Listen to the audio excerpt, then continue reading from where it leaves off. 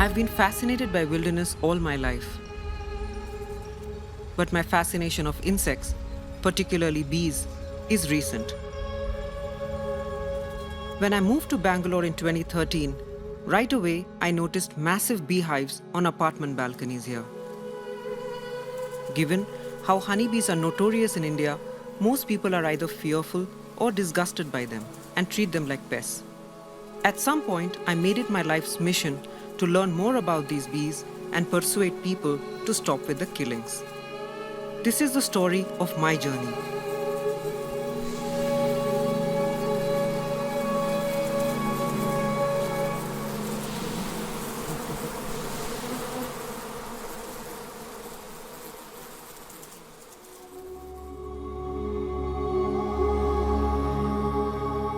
Let's start at the beginning. Meet Pranita. It is the month of October and it's the 5th year that bees have returned to her apartment. This year particularly, I spent a lot of time observing this hive because it was locked down and we're working from home, and I pretty much used to sit here and work. It's very dense and very, very big this time. Not sure why it is though.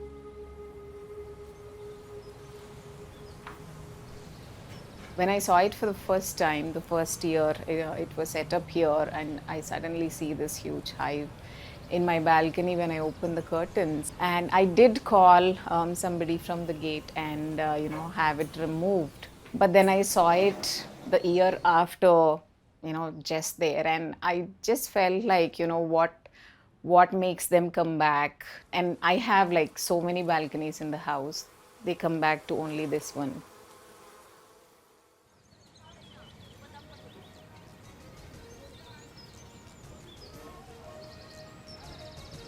YCP అధ్యక్షులు జగన్మోహన్ రెడ్డి పాదయాత్రపై తేనెటీగలు దాడి చేశాయి. పశ్చిమ గోదావరి జిల్లాలోని Kanuru cross road దగ్గరకు పాదయాత్ర చేరుకోగానే ఒక్కసారిగా తేనెటీగలు చుట్టుముట్టాయి. జగన్ సెక్యూరిటీ సిబ్బంది వెంటనే అప్రమత్తమయ్యారు.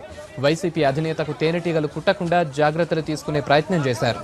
తమ చేతిలోని టవళ్లు, కండువాలు ఊపుతూ జగన్ చుట్టూ చేరారు. భద్రతా సిబ్బందితో పాటు కొందరు కార్యకర్తలకు కూడా. In the winter of 2018, when I had just started my research on these bees, I heard about Venkat. In Bangalore, between October to March, you can see a lot of bee activity. Literally thousands of hives all over the city's high-rises. These hives are of Apis dorsata, or rock bees, a wild species of honeybee native to Asia. There is a lot of fear among people when it comes to dorsata. These bees are temperamental, they sting, they look disgusting, they are killer bees. This is the common perception. And then Venkat is called. Venkat is a professional beehive remover. He's one among hundreds operating in the city. But he's different in that he removes beehives without chemicals or fire, by cutting the hive and chasing the bees away. அவங்களுக்கு இம்மிடியட்டாக எடுத்துடணும், அந்த பிளேஸ்க்கு இம்மிடியட்டாக எடுத்துடணும். என்னமானா பண்ணிக்க, நீங்கள் மருந்து கூட அடிச்சிரு, எனக்கு இம்மிடியட்டாக எடுத்துடணும்.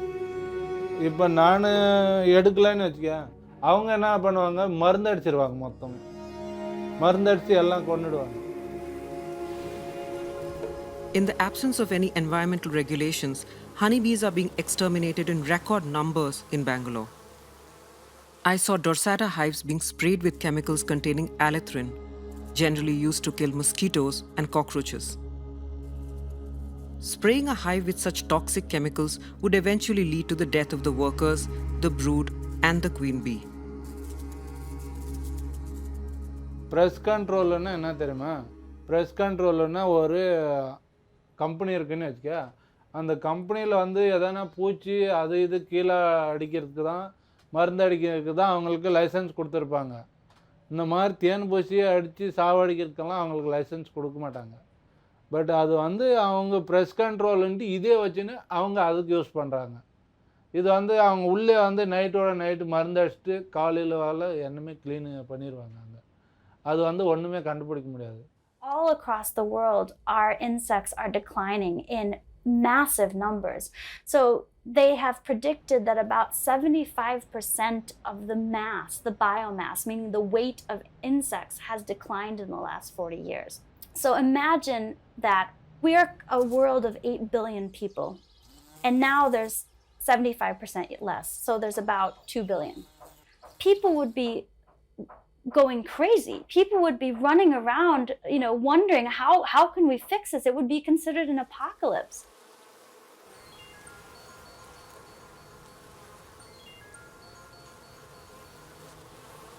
I had started recording the number of beehives in my colony. Over 2 years, I found the number of returning bee colonies had reduced drastically. And yet, there were 1 or 2 locations where the bees would return. Pranita's was one. During the pandemic, Pranita was working from home and had more time to observe these bees from up close.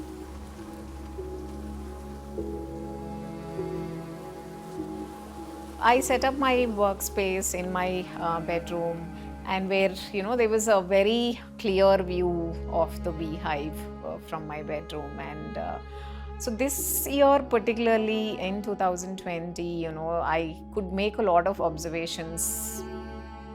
They set up the hive somewhere between September, October. That's what I have noticed in the last few years. And they're here till end of Feb, sometimes early March. இது வந்து வருஷத்துக்கு ஒரு time ஆட்டோமேட்டிக்காகவே எல்லாமே ஃபுல்லாக ஆட்டோமேட்டிக்காக பூச்சி வந்து குட்டி போட்டு நிறையா ரைஸ் ஆகிடும் ஒரே டைம். பில்டிங் ஹைட்டாக இருக்கு இல்லையா, அந்த மாதிரி பிளேஸுகளில் உட்காருது, இல்லைன்னா நிறையா வந்து மரத்துக்கள் உட்காரும். இப்போ பாரு மெட்ரோலாம் வந்துச்சு, இப்போ நிறைய மரங்கள்லாம் கட் பண்ணிட்டாங்க. இப்போ வேறு வழி இல்லை, பில்டிங்கில் தான் உட்காந்தாகணும். I noticed that this time of the year, Venkat's phone would ring non-stop with requests for beehive removal. Most of the calls he got were from high-rise apartments. Dorsata seemed to prefer taller buildings. Daily எனக்கு maximum ஒரு 10 பேருக்கு மேலே phone பண்ணுவாங்க. But phone பண்ணாலும் 10 பேரும் வந்து ஃபுல்லாக வந்து ஓகே ஆகாது. என்ன ஒரே ஆள் பண்ணோன்னா 2-3 எடுப்போம், இல்லைன்னா 2 பேர் 3 பேர் போனால் 5 வரைக்கும் எடுப்போம்.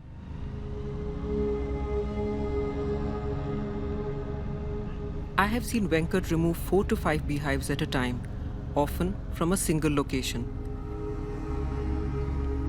If a single hive had 30,000 individuals, then Venkat alone displaced 15 billion bees from just one area.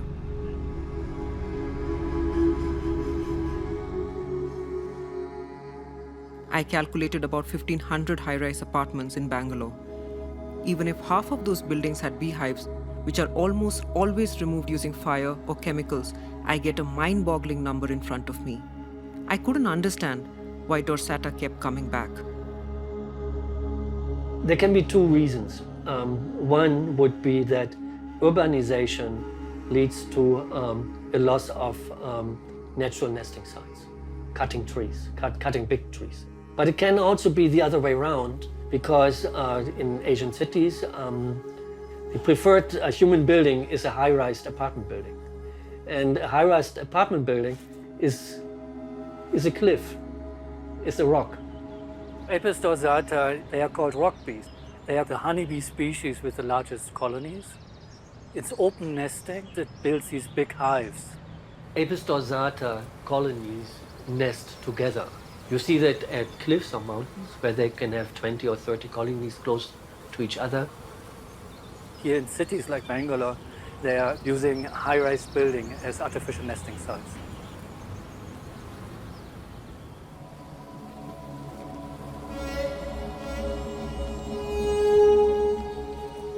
In some sense, dorsata colonies on apartment balconies were similar to communal nesting in the wild.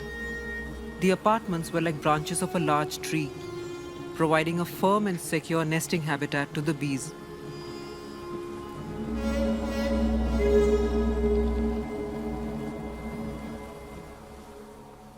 My name is Axel Brockmann. I'm an associate professor at the National Center for Biological Sciences in Bangalore. I'm working on honeybees and I've done this for 30 years. So my lab is not studying actually the threats to the pollinators, but we want to study the behavior that will then give us a chance maybe to suggest strategies to conserve them. For the conservation of honeybees and other pollinators, it is important to understand the behavior and the biology of these. So there are two parts. I mean, we want to understand how the world is working, but also we now are faced with the problem that we have to save the world.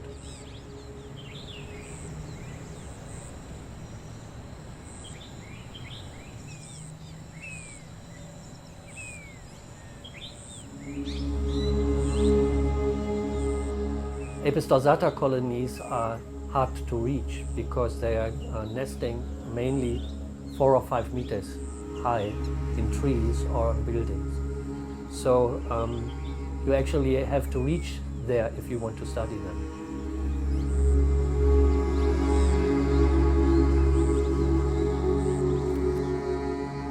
If you look at the research publications, 90% of the publications are on Apis mellifera and only 10% of the Asian honeybees.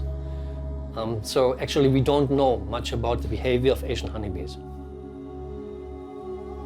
In the last 10-15 years, as there has been reports about the decline of bees, and there are no data about the pollinators in Asia. And so we assume that there is a decline, but we actually have to start to study it.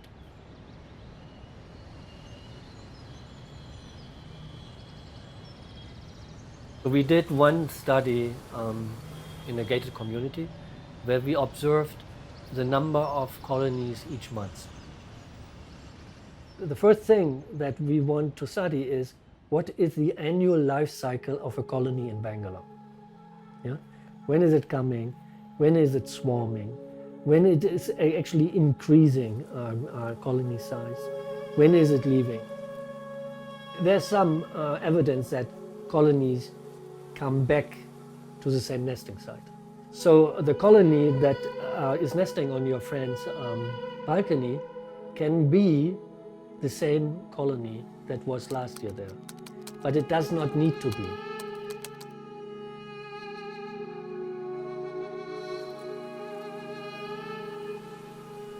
இப்போ வந்து சில டைமில் ஒரு தேன் கூண்டு வருதுன்னு வச்சுக்க புதுசாக இங்கேருந்து வெளியிலேருந்து வரோம் லாங்லேருந்து வரும்போது அதுக்கு வந்து அந்த பிளேஸ் தெரியும் ஆல்ரெடி இந்த இடத்துல வேற பூச்சி ஆல்ரெடி ஹனிபீஸ் உக்காந்துருக்கு இந்த இடத்துல இது சேப்பு அந்த இடம் அப்படின்ட்டு அதுக்குள்ளே ஒரு மைண்ட் செட் இருக்கும் நெக்ஸ்ட் வர்ற பூச்சிக்கு சடான்னு வந்து அதே பிளேஸில் கூட உக்காந்துரும் ஒரு 2 அடி 3 அடி டிஸ்டன்ஸு தான் டோட்டலாகவே அவ்வளோக்குள்ளே தான் உட்காரும் ஒரு 2 அடி 3 அடிக்குள்ளே அந்தான உட்காரம் இல்லை இந்தான உட்காரம் இல்லை சென்டரில் அப்படியே சேம் பிளேஸ்லேயே தான் உட்காரும் பட்டு அதுக்கு கீழே மேலே வந்து இடம் காலியாக இருந்தால் கூட அந்த பிளேஸ்க்கு போகாது. With little else known about dorsata, I was beginning to assume that they were similar to bees found in other parts of the world. Honeybees are social insects. If you're living in a social organization, what you can do is you divide the workload among the group members.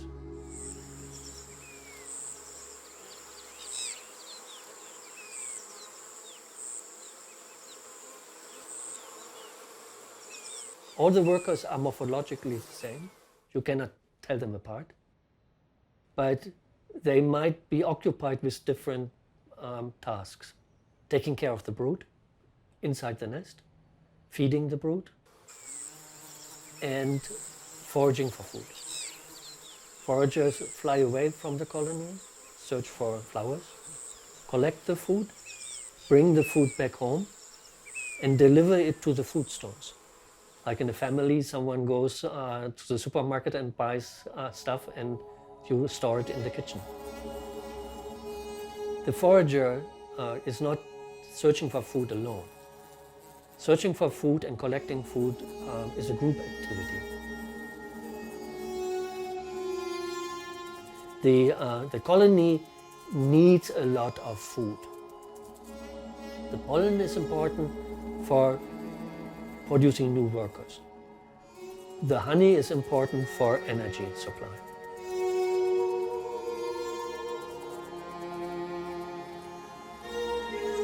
dorsata builds only one comb. Most often, you can't see it because the comb is protected by a curtain of bees arranging themselves around the comb. All honeybees sting, and dorsata in particular are known for their volcanic temperament. Like all wild creatures, they attack only to protect the hive from predators, which an open nesting honeybee will have plenty of, like birds, other mammals. Inside the comb, there are cells containing the brood and the food stores, the nectar, honey, and pollen. Every colony has a queen, and the queen is the only one that's laying eggs. The colony, in some sense, lives forever. You have to understand that a colony is basically a big family. There's the mother and the daughters. The mother is the queen and the daughters are the workers. The individual, the mother, does not live forever. It lives for 3 years. The workers live for several months. But if the queen dies, the daughters are producing a new queen. If workers die, the colony is constantly producing new workers. Challenges to the honeybees and other pollinators is, of course, pollution, pesticides, reducing of land. In India, another threat comes to the bees, and that is that the humans are actively killing them. And this is because they like to nest at high-rise buildings, and the residents of high-rise buildings certainly didn't pay the money for their apartment to buy a colony. They are afraid of them. They cannot use a balcony, so it's diminishing their living quality. They are allowed. There are no policy restrictions to kill honeybees in India, so they are calling pest management. சரி, இப்போ வந்து சில இடத்துல வந்து சப்ஜால் கட்டியிருக்குன்னு வச்சுக்க அவுட்டரில். ஒரு சப்ஜாவில் வந்து ஒரு 1.5 அடி 2 அடிக்கு உள்ளே இருந்தாலும் கோணிப்பயல் கேட்ச் பண்ணிட்டு அதை எடுத்துன்னு போய் எங்கன்னா ஃபாரஸ்ட்டில் அந்த மாதிரி காலி இடத்துல விட்ருவோம். அதுக்கும் கொஞ்சம் ஒரு 5 அடி அப்படி உள்ளே இருந்துச்சுன்னு வச்சுக்க, ஒரு ஸ்டிக்கில் அதை வந்து கூண்டெல்லாம் தள்ளிடுவோம். கூண்டை தள்ளிடுச்சுன்னா அந்த ராணி பூச்சி வந்து மறுபடியும் அதே பிளேஸில் உட்காந்து ஒரு 2 days 3 days விட்டு ஆட்டோமேட்டிக்காக அதெல்லாம் இறந்து போயிடும், அந்த பிளேஸில் இருக்காது. சில டைமில் வந்து இம்மிடியட்டாக உட்காந்துருக்கும், ஒரு 10 minutes கூட இருக்காது, உடனே வந்து எடுத்துருங்க. அவங்க ஒரு 2 நாள் 3 நாள் பார்ப்பாங்க, அப்படி இல்லை ஆகிறதில்ல வரதில்லைன்னாங்கன்னா அது கூண்டெல்லாம் காலி ஆகட்டும் கொஞ்சம் அப்படின்னு சொன்னால் நீங்கள்லாம் அவங்க கேட்க மாட்டாங்க. அவங்க இம்மிடியட்டாக எடுத்தே ஆகணுன்றாங்க. நாங்கள் இந்த மாதிரி பூச்சை போய் கோணி பயில் கலெக்ட் பண்ணது தான் வழி, வேறு வழி இல்லை. நாங்கள் முடிஞ்ச வரைக்கும் இந்த கோயின் பயல் கேட்ச் பண்ணிவிட்டு எடுத்துப்போ அங்கேருந்து சிட்டிலேருந்து எங்கேயோ கொஞ்சம் அவுட்டரில் அப்படி ரிலீஸ் பண்ணிட்டு வந்தோம்.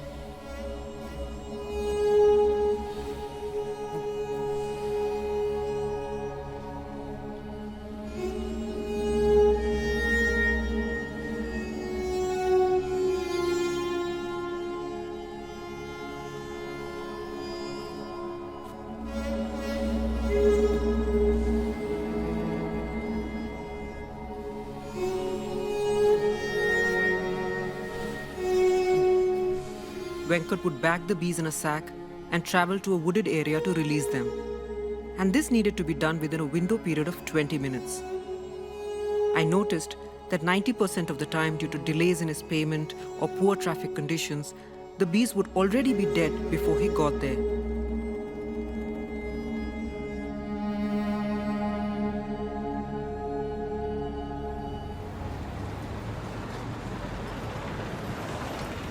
The more I tried to understand dorsata behavior, the more I was drawn to the complex labyrinth these bees navigate.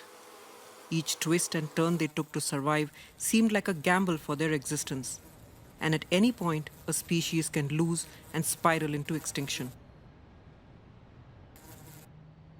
I take my midday break around 10:30, 11, and there's a lot of movement. I wondered, I still couldn't figure out. I don't know if it is disturbance or it is work in progress or what it is, but they do have timings for that as well. So I have my cup of tea watching that.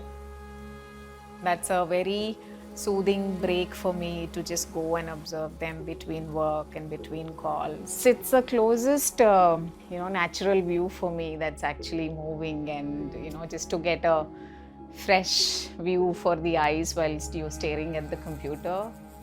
One of them will come and tap on the window. It just feels like it wants to come in. But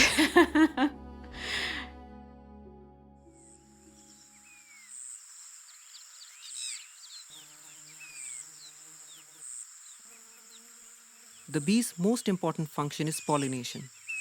Yet managed pollination is often seen as a byproduct of honey production.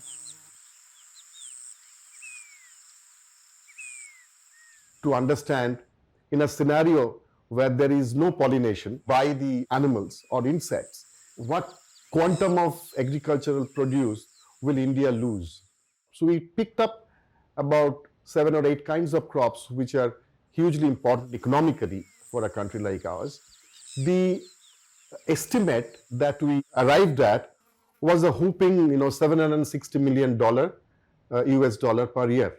So you can imagine the huge economic importance insect pollination has. Indian agriculture, it is based on small farmers. You have small fields, and then you have all kind of the native pollinators flying around. No one owns it, no one counts them. India is a country of small land holdings, where farmers have small acreages. There is a huge diversity of crops grown here, and I read reports that native bee species are important in pollinating up to 55% of crops in the country. The loss of insect life from the food chain would have direct consequences to the human food supply. What would its impact be then for a country that still accounts for a quarter of the world's hungry people?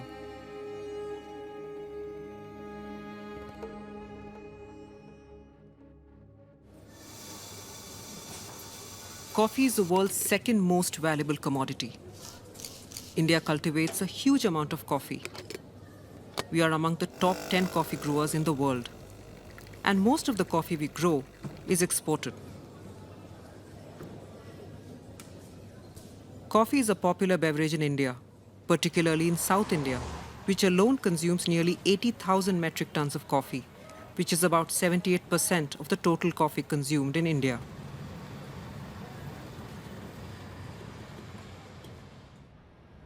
Most of the coffee grown here is on tiny parcels of land by smallholders. In Coorg, a district in Karnataka, coffee is grown under the shade of tropical rainforests of the Western Ghats. The Western Ghats is home to nearly 6,000 insect species. And around 33% of the total coffee fruit set in Coorg is the contribution of insects.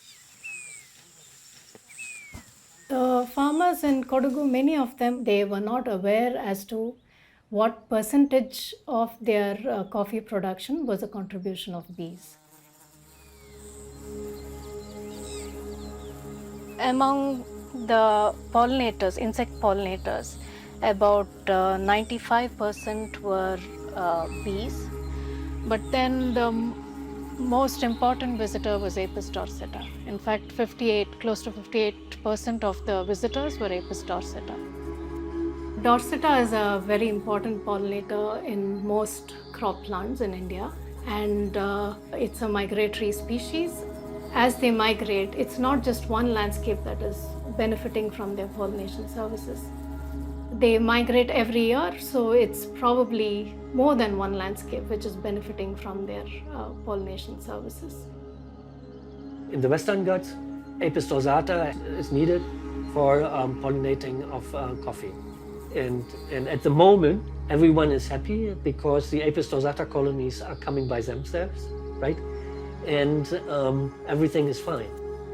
The question is, if we now have a decline in Apis dorsata colonies in the future, will this have an impact on the coffee production?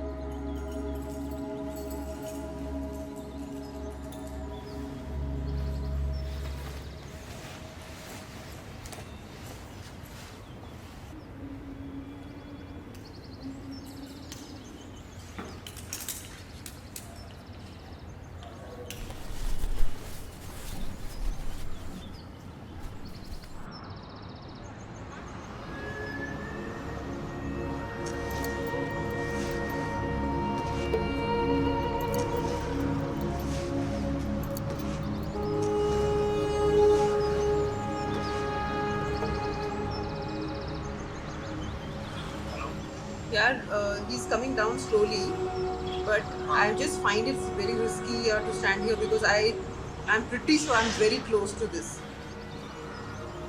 and the bees will no, if he starts if he can go down it's okay, but if he starts poking, yeah, the minute he comes down I'm going to stop, okay, before he starts poking it because it's risky.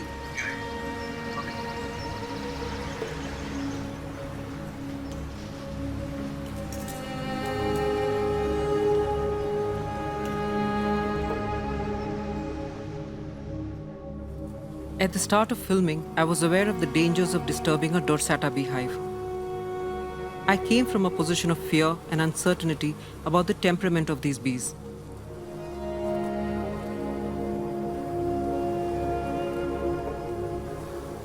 No beehives were removed for the purpose of filming. We were merely following Venkat to locations that called for his service. He would cut the hive and chase away the bees. It seemed like a viable solution than dousing the bees with chemicals or using fire, which can result in the death of the queen bee, the most important and longest living member of a hive, carrying the hive's memory with her as she migrates from location to location with her brood.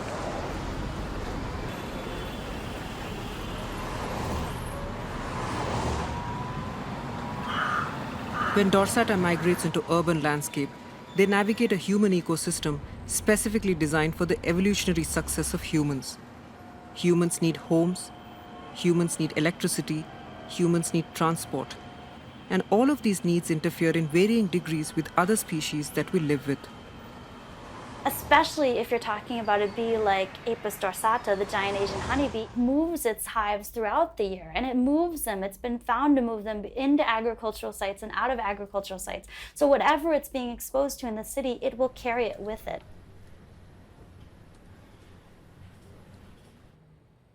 We've been studying pollinators for the last 6 years, and we've done this very large study on how pollinators cope with different climate differences. And it was actually done both in Bangalore and in the Himalayas and even in Europe. And when we worked in Bangalore, actually, we didn't work in the city itself. We worked in the rural areas around the city.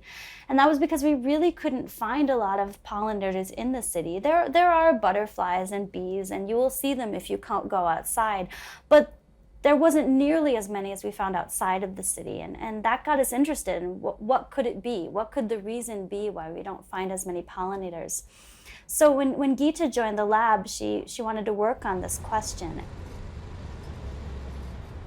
When I started this project, I visited more than 15 sites in around Bangalore. One is rural site, moderately polluted site, highly polluted site, and then one is less polluted site. We were working on effect of air pollution on pollinators, and then in pollinators we selected Apis dorsata because Apis dorsatas are wild honeybees and they are native to Asia. So what we usually do is we go to the city and then we collect the bees, and then we come back to the lab and then we study on the effect of pollution on the body. We didn't really know starting out what effects we would see. The insect's body, bees, but all insects, it's so different than ours, right? Number one, they don't have a backbone. They have an exoskeleton. They breathe through their bodies. We have lungs. There's so many things. They don't have veins. They have this open circulatory system so that they have blood, but the blood flows through their body in a very different way. And so we weren't sure how to start, but we thought, well, let's start with what we know. Humans. There's been thousands of studies done on how pollution affects humans, everything from our breathing to our circulation to our mental capacity. There's been studies that have shown that it even can have effects on learning and memory and other things as well, and certainly longevity.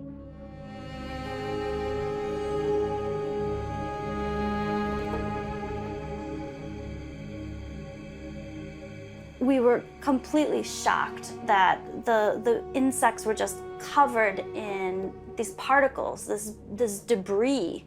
And what this actually is something called respiratory suspended particulate matter. So it was literally air pollution on their body.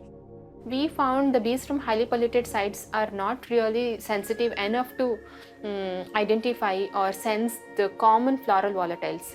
So it means something is happening to them. It is heart touching actually. It is a change in the physiology and the behavior of the bees. We observed toxic elements like lead, arsenic, tungsten, and we also studied heart rate of bees. The bees from highly polluted area showed difference in the heart rate pattern. We call it as cardiac arrhythmia.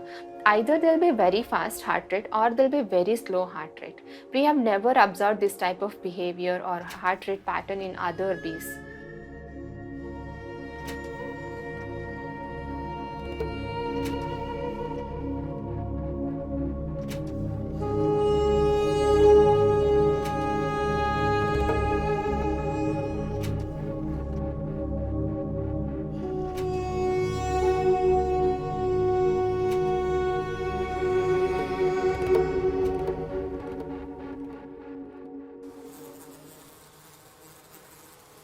The first initial reaction is, how can you let it grow so much? How can you let it be there? It's right next, next to your room, and you should get it removed.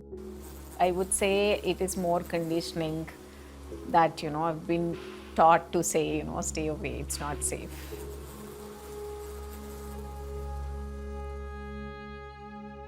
During the daytime, there is absolutely no disturbance from either one of us to each other. There used to be a lot of them inside the house once it becomes dark and we turn on the lights. In cities where we have a lot of artificial light sources, some nights might be light enough so that they can fly.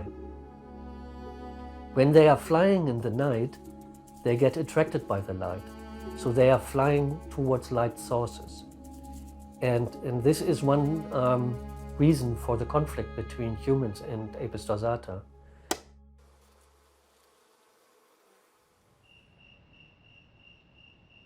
There are very few places on the earth today that don't have a glow from a nearby city.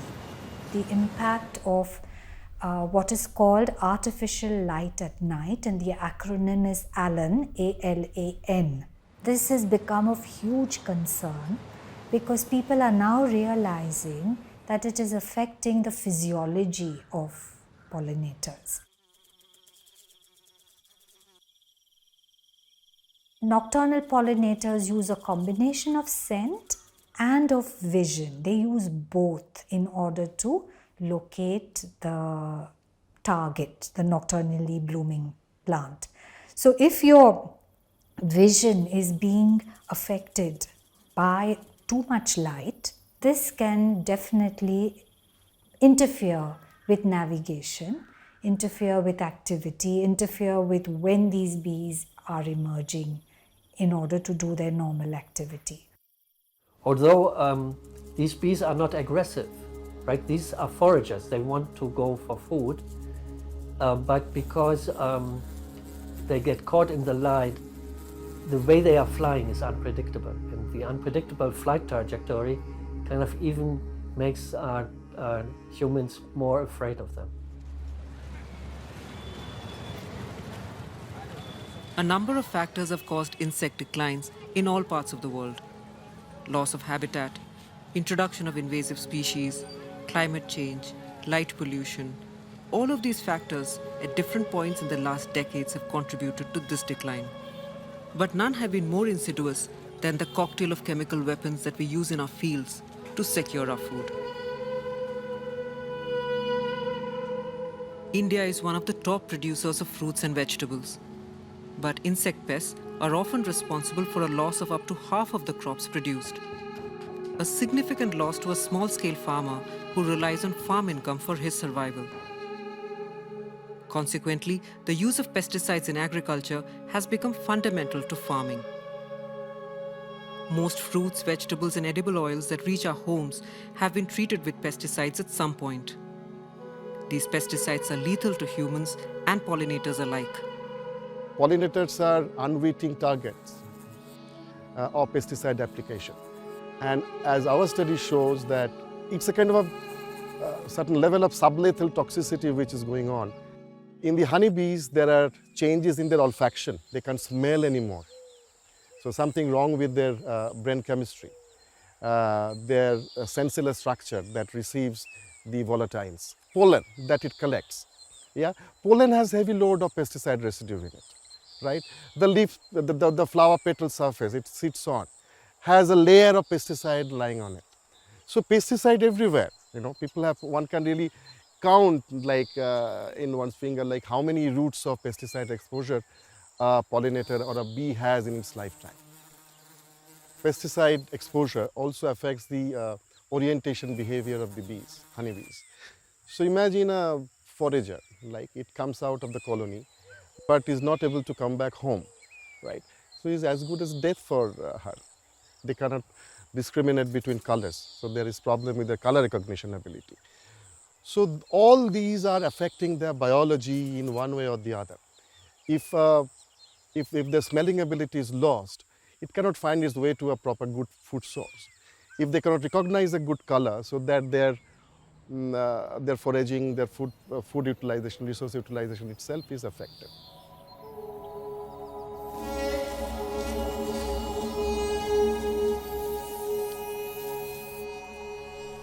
About 6 months after the bees first appeared on Pranita's balcony, sometime in March, I got a distress call from her.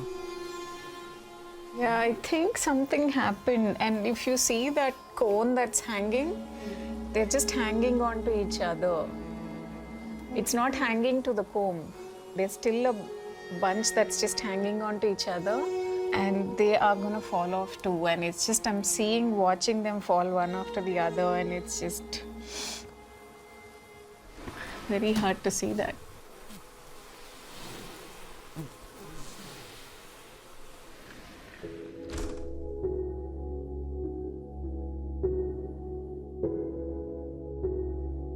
A lot of them are coming, going, and it's like, you know, you threw something and they were just flying away, sort of a thing, you know. It's just very quick. Our picture about honeybees is dominated by what we know about the cavity nesting western honeybee. With the open nesting species like Apis dorsata, it is more dynamic. The species shows a higher degree of migratory behavior than we expected. The only study that came up with an estimation was in Sri Lanka, and these colleagues say that dorsata migrates about 150 to 200 kilometers. I think 200 kilometers is from Bangalore, the beginning Western Ghats.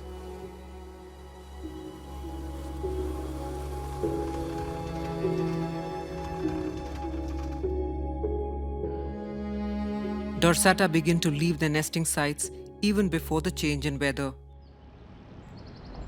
The beehive on Pranita's balcony was empty the next morning. We didn't know what happened to the bees or where they went.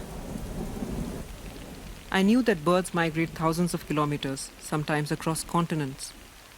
Butterfly migration is also something I had read about. But for honeybees to migrate, even a limited range of distance was mind-boggling.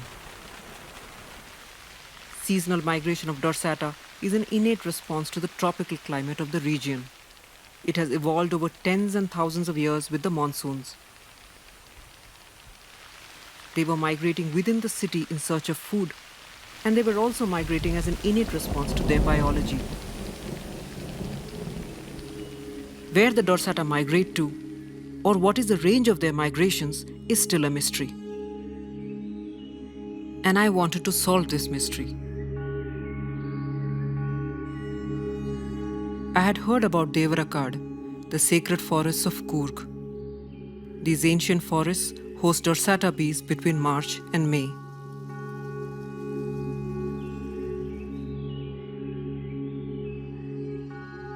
Without scientific evidence to back me up, I cannot claim that dorsata from Bangalore were migrating 200 kilometers to Coorg into the Western Ghats. Yet to me, it did not seem unlikely. Forests matter at a fundamental level more than we realize. Dorsata and other wild bee species are known to take refuge in forests while they come out to service croplands. In India, the dynamic between forests and cropland is a complicated matrix. There are croplands, small forests, and bigger forests. It's a mosaic that pollinators exploit to their advantage. But there was something else that was exciting me even more: to finally be able to see dorsata in their natural habitat, on the tall trees with white crowns that they prefer so much.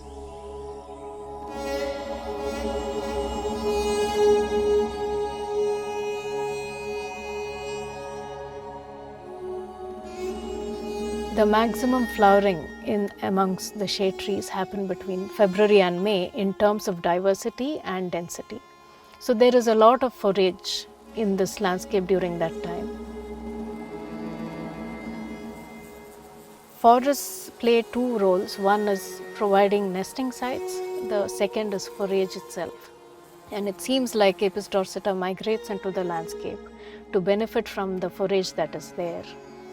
And it just so happens that coffee flowers in the middle of this resource-rich time within this landscape.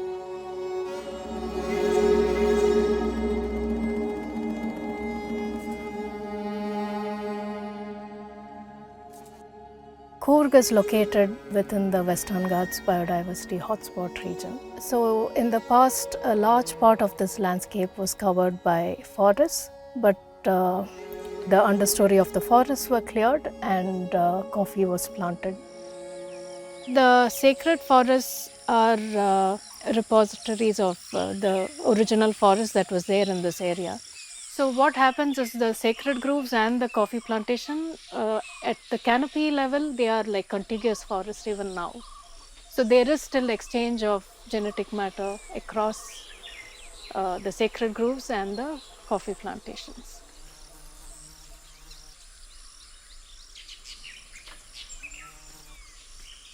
Since the trees in the coffee plantations are heavily pruned to let in sun come in, to increase the productivity of coffee, there are not very many branches which are suitable for Apis dorsata in particular to nest.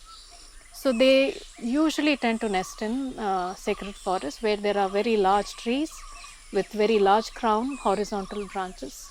So it seemed like a very natural question to ask. Do these forests, which actually had lots of Apis dorsata colonies, help in providing pollination services to the surrounding coffee plantations?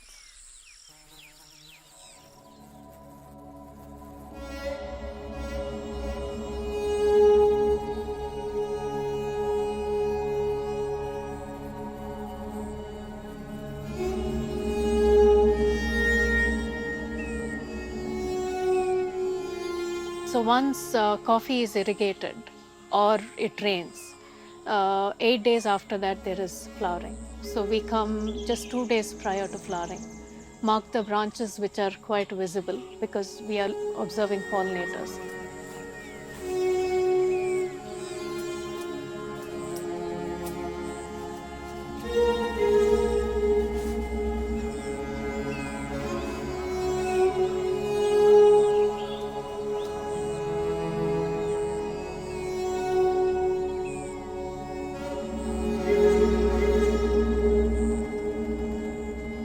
We record all the visitors, the species and number of individuals visiting and number of flowers they visit. Our main study was to look at what pollinates and what is the extent of contribution of all the insect visitors.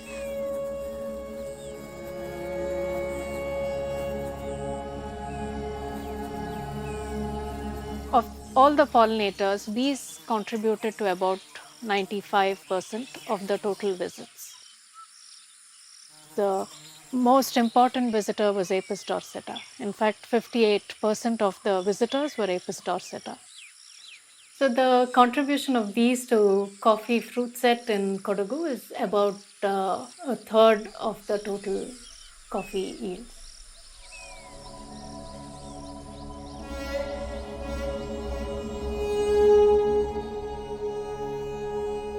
When a farmer knows that when instead of 2 bags of coffee, if I would get 3 bags of coffee because of bees, I would probably make an effort to conserve this species. And conserving the species, it also means conserving the forage and the nesting sites.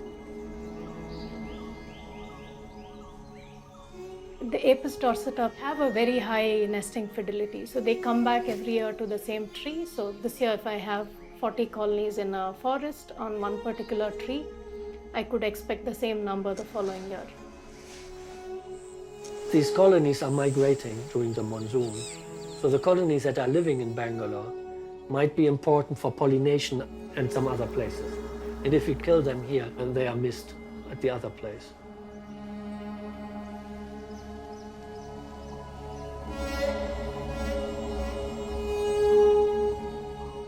The Apis dorsata, they are extremely important in maintaining our biodiversity and extremely important for the resilience of forests.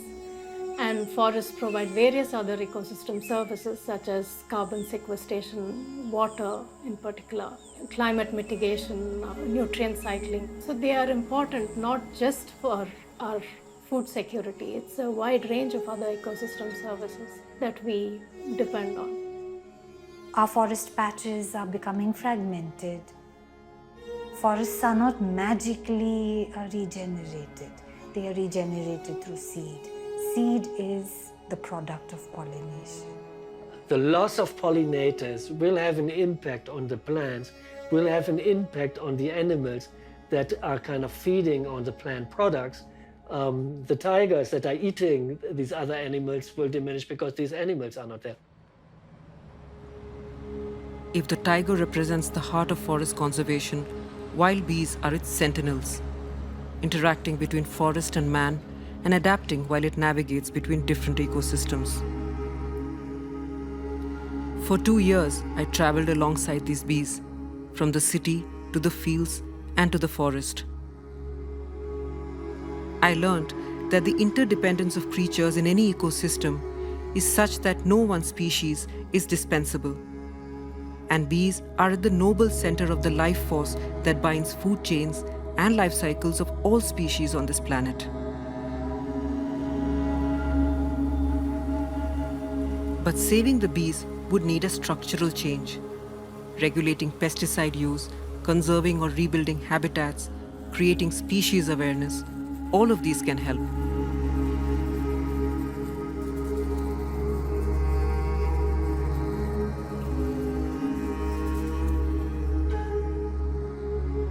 In the case of Apis dorsata, as city planners, what we can do is perhaps have regulations on how dorsata hives can and cannot be removed. Provide adequate training, gear, and licenses to beehive removers like Venkat. Have controls in place and ban removal of beehives that use fire or chemicals. As a community, we can nurture wild spaces in our neighborhood. The lakes, tall trees, and scrub jungles all provide habitat to wildlife that live right here among us.